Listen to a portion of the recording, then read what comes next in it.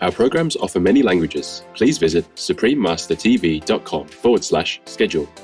Nos programas offrent plusieurs langues. Veuillez visiter suprememastertv.com/schedule. Nuestros programas ofrecen varios idiomas. Visiten suprememastertv.com/schedule.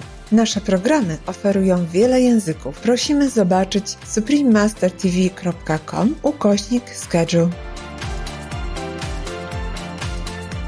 The court needed to hear these arguments, needed to hear the witness statements of these really brave, really courageous, really committed claimants who have brought this case not just for themselves, but in the public interest and for humanity as a whole. A historic legal case against Animal People Factories, Part 2 of 2. Continue watching to find out more. Vegan, you're just brilliant.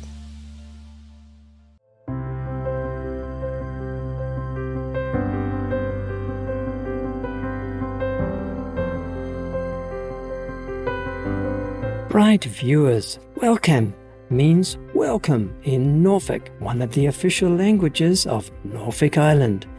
You will receive plenty of welcomes if you visit tranquil Norfolk Island. My name is Lyle. The peace-loving people of Norfolk Island want to thank you for respecting the lives of all beings on this planet for lasting peace on Earth.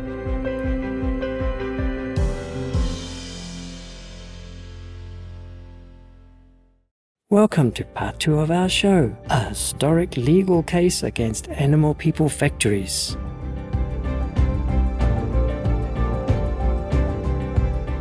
In the previous episode, we covered the campaign journey of scrap factory farming initiated by Humane Being, a recipient of the Shining World Compassion Award from Supreme Master Ching Hai, who also contributed $10,000 in support of their noble endeavor.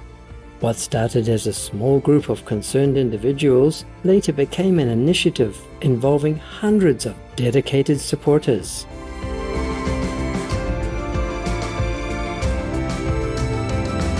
Today we will continue with our presentation on the development of this unprecedented legal case.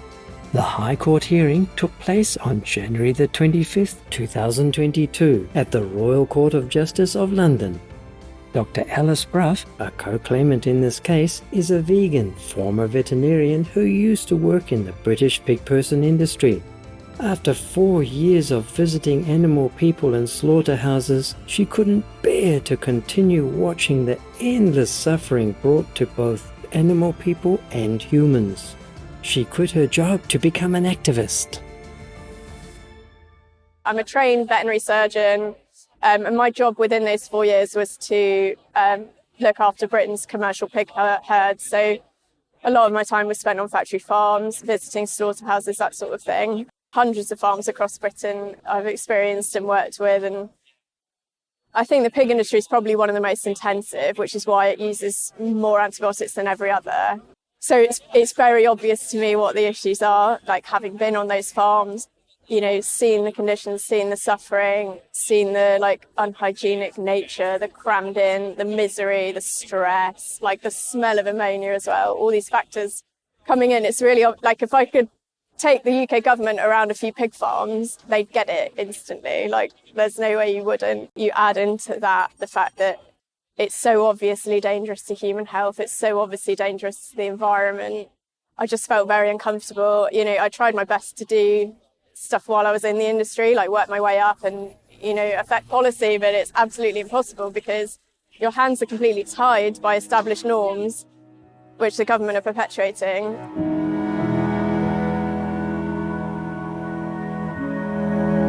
Described as the silent pandemic, antimicrobial resistance is one of the major issues linked to the animal people industry.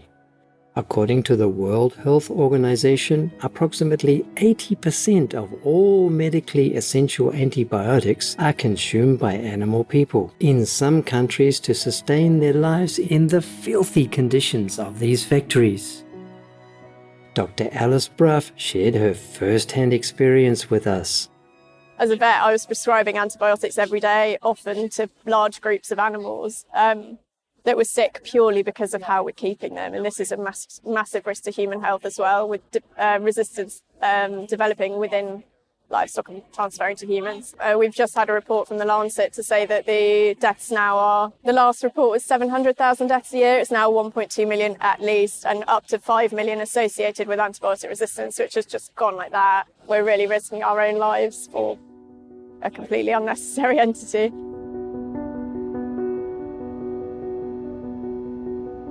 Dr. Leila Dijin explains that we can get all the nutrients needed for good health from a plant-based diet.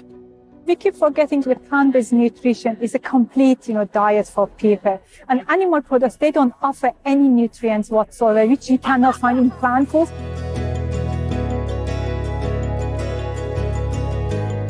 Animal people do not belong as part of our diet. There is simply no justification for allowing animal people raising operations to continue. Numerous studies have proven that the plant-based diet is sufficient to feed all humans on Earth without the harmful side effects of the standard diet, such as greenhouse gas production, the cultivation of pandemic pathogens, and individual health degradation.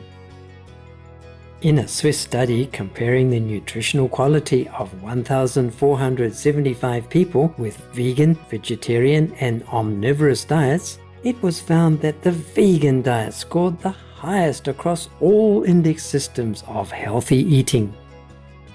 It is very evident that the shutting down of animal people raising operations can free all beings from the devastating consequences of the climate crises and pandemics.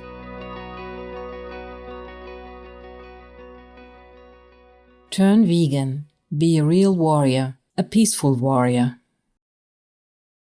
Attentive viewers, we'll be right back after a short message. Please stay tuned to Supreme Master Television.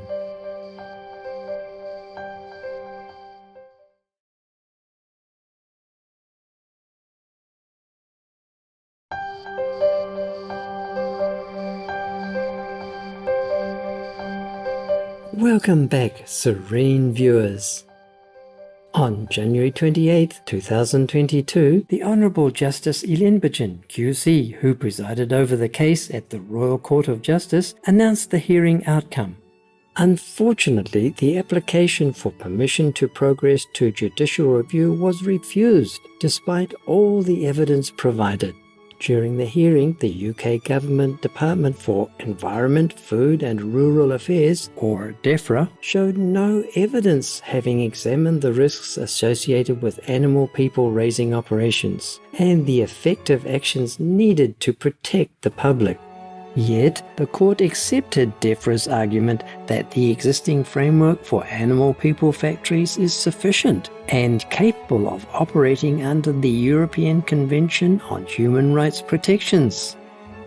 In a phone call with Supreme Master Television members, Supreme Master Ching Hai stated that leaders, now more than ever, need to steer society in the right direction.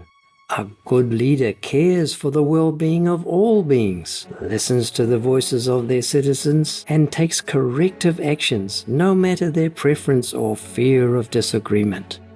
I'm so anguished for all the innocent people who have been misled, who have no true strong leader to help them in times of trouble, in times of true need.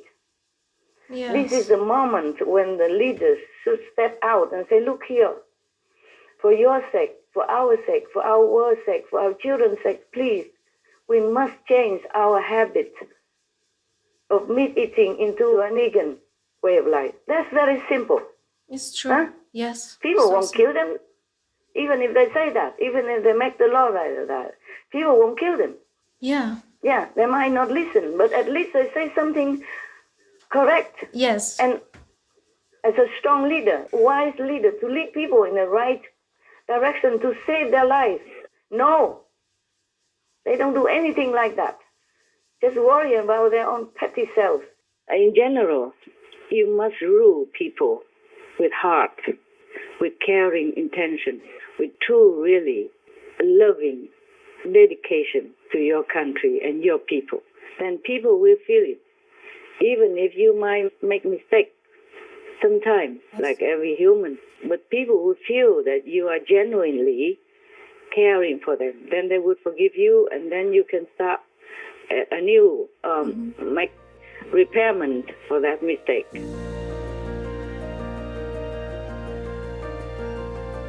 We are sincerely grateful to the most beloved Supreme Master Ching Hai for her immense love and caring advice to world leaders.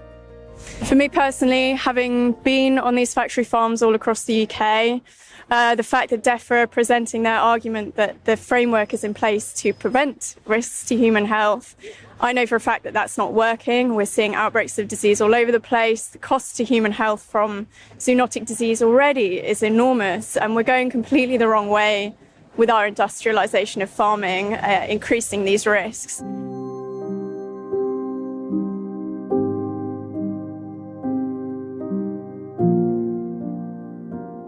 It is well known that prevention is better than cure. Preventative measures for pandemics start with the elimination of animal people raising operations. The current framework of governments is highly ineffective. It does not adequately protect the citizens, so it is truly disappointing that the court acknowledged and accepted DEFRA as having fulfilled their civic requirements. We believe that governments of the people, by the people and for the people have a duty to inform the public of the detrimental consequences of animal people raising industries and act promptly and accordingly to protect humans from being annihilated by future pandemics and climate change disasters. The government had the chance today to protect people from another zoonotic pandemic that could come from a UK factory farm. It failed to address those issues. Everything that was done in the court was about technicalities and absolute failure to address any of the science out there, which is absolutely massive.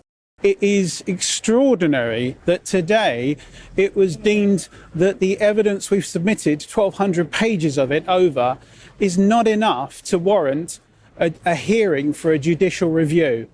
Absolutely unbelievable. But we're not done yet. We are going to battle on because we do aim and absolutely aim to scrap factory farming.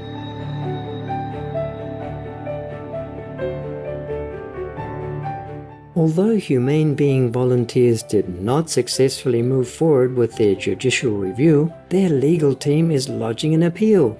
They will continue to stand firm in the fight to abolish animal people factories, while giving members of the Royal Court another chance to face their moral duty and their consciences. This is a case that needed to be brought. These were words that needed to be said. We all know that thoughts have power. And moreover, if thoughts have power, words have even more power. The court needed to hear these arguments, needed to hear the witness statements of these really brave, really courageous, really committed claimants who have brought this case not just for themselves, but in the public interest and for humanity as a whole.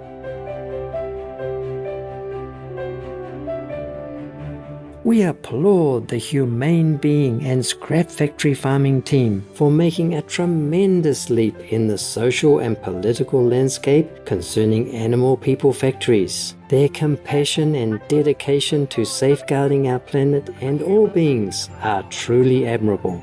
We hope their case has inspired you and all advocates of climate change, animal people rights, and health worldwide to take similar actions and continue striving for a peaceful world.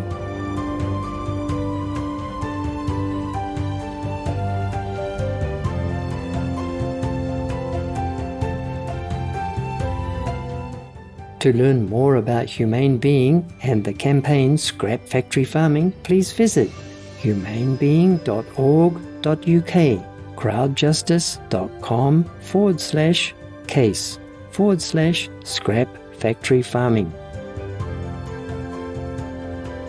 The animal activist in me just felt a responsibility to make choices about what I'm putting into my body, and not just do whatever I want because something tastes good or because something's convenient. Kate Mara, Vegan. Precious viewers, thank you for being here with us today.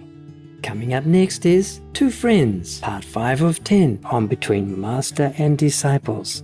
May heaven bless you for all your noble endeavors. Our programs offer many languages. Please visit suprememastertv.com/schedule and suprememastertv.com/VEG